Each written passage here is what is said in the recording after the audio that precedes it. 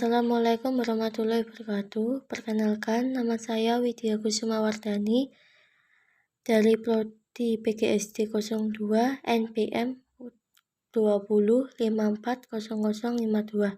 Di sini saya akan menjelaskan tentang hubungan kurikulum dengan instrumen mengajar dan keterkaitannya. Hubungan kurikulum dengan instrumen mengajar dan keterkaitannya dengan pembelajaran. Hubungan antara kurikulum dan pembelajaran seperti dua sisi mata uang logam yang tidak dapat dipisahkan satu sama lain. Di satu sisi, kurikulum merupakan rancangan dan pengaturan belajar mengajar. Sementara di sisi yang lainnya, pembelajarannya yang lain tidak lain adalah pelaksanaan dari rancangan tadi. Dengan demikian, pembelajaran adalah bentuk implementasi kurikulum untuk mencapai tujuan yang sudah ditetapkan. Pembelajaran adalah upaya guru untuk mengubah tingkah laku siswa agar tingkah laku itu dapat berubah. Maka siswa harus mengalami. Jadi, pembelajaran bukan upaya guru untuk mencapaikan bahan atau isi pembelajaran, tetapi usaha untuk menciptakan kondisi yang memungkinkan siswa belajar atau mempelajari bahan sesuai dengan tujuan.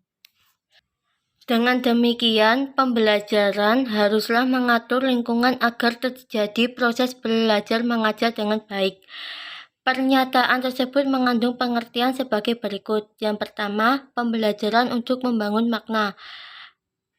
Pembelajaran ini digunakan sekolah yang Anda masuki pada masa sekarang sangat berbeda dengan sekolah yang dimasuki oleh para orang tua Anda dan juga oleh kakek atau nenek Anda dahulu. Sebab sekolah yang berevolusi pada abad 19 telah dibangun berdasarkan seperangkat asumsi tentang hakikat pengetahuan dan bagaimana pengetahuan itu diperoleh.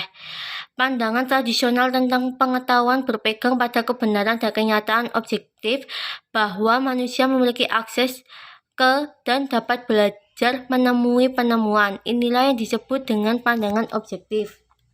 Yang kedua, pembelajaran untuk belajar aktif, yaitu pembelajaran yang terjadi pada abad ke-19 cenderung pasif, berlangsung dalam ruang segi empat, tempat duduk dan papan tulis yang tetap. Guru berada di depan kelas yang merancang agar terjadi pemindahan pengetahuan secara efektif dari guru ke murid-muridnya yang selalu duduk dan mencatat. Belajar dari pandangan konstruktivis yang menganggap bahwa belajar tidak pasif menerima informasi dari guru, akan tetapi aktif merangkai pengalaman yang relevan dan berpeluang untuk berdialog sehingga akan dibangun dan berkembang. Pembelajaran berarti membantu siswa berkembang dan menyesuaikan diri kepada lingkungan. Hal tersebut berarti adalah mengantarkan siswa agar bakatnya berkembang. Sementara itu, membantu siswa agar supaya dapat menyesuaikan diri dengan lingkungannya dapat diupayakan dengan memberikan pelajaran yang berfungsi dalam kehidupan sehari-hari. Kurikulum dan pembelajaran merupakan hal yang tidak dapat dipisahkan, walaupun keduanya memiliki kedudukan yang berbeda. Kurikulum berfungsi sebagai landasan yang memberikan arah dan tujuan pendidikan, serta isi yang harus dipelajari, sedangkan pembelajaran adalah proses yang terjadi dalam interaksi belajar mengajar antara guru dan siswa. Dengan demikian, pendidikan tanpa kurikulum sebagai sebuah rencana, maka pembelajaran atau pengajaran tidak akan berjalan dengan efektif dan efisien.